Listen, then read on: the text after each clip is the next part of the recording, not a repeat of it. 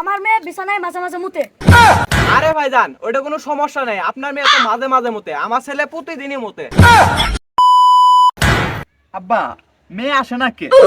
ভাইজান মেয়েটারে নিয়ে আসেন। ওগো মেয়েটাকে নিয়ে এসো। আসসালামু আলাইকুম। ওয়ালাইকুম চুপ থাক তুই জামাই।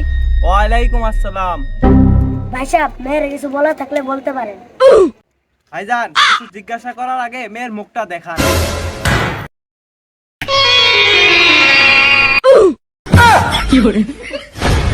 আব্বা এই মেয়ের আমার পছন্দ হয়েছে।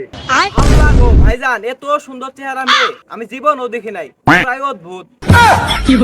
আরে ভাইজান আপনি যে আর কি বলেন না, আমার ভাইয়ের মেয়ের মতো এত অসুন্দর মেয়ে একটাও পাবেন না। ভাইজান ছবি তো শুনলাম, আপনার মেয়েকে হেঁটে দেখাতে বলে। মা ওনাদের একটু হেঁটে দেখাও। এই এসব কে এসব কি? মা বসো বসো বসো, এখানে বসো বসো। আব্বা এই মেয়ের আমার লাগবই। রাখ বাবা রাখ, দেখতাছি। ভাইজান আপনার মেয়ে চুলটা একটু দেখান। ভাইজান আমার মেয়ের চুলের যে ভার দেখেন।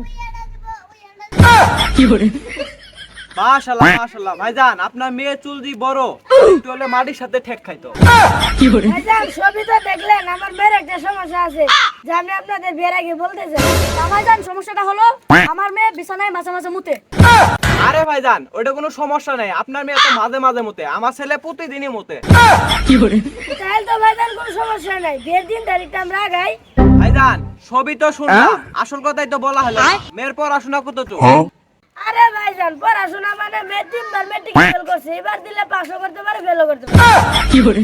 আরে ভাইজান আমার মেয়ে পড়াশোনা এত ভালো তো শুক্রবারও এক্সট্রা ক্লাস করতে যায়। কি শুক্রবার এক্সট্রা ক্লাস করতে যাই? আব্বা আমি মেয়ের বিয়ে করবো না। তাহলে কি আর বিয়ে করতে চল। এক্সট্রা ক্লাস করে না জানি আর প্রতিদিন কত কি কি এক্সট্রা করে। আব্বা তোমার সবসময় বেশি প্রশংসা করে দিয়ে আজকে আমার এই অবস্থা। আমি 22 বছর যাবত সিঙ্গেল।